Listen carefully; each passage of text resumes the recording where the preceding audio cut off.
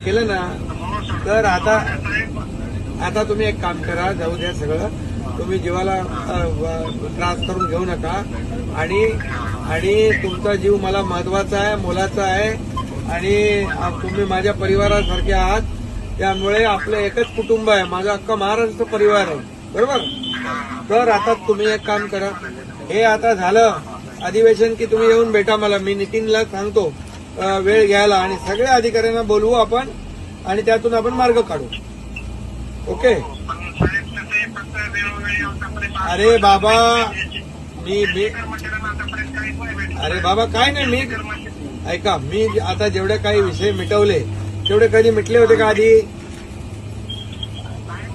हा पण मग आता नाही आता तुम्ही आता हे अधिवेशन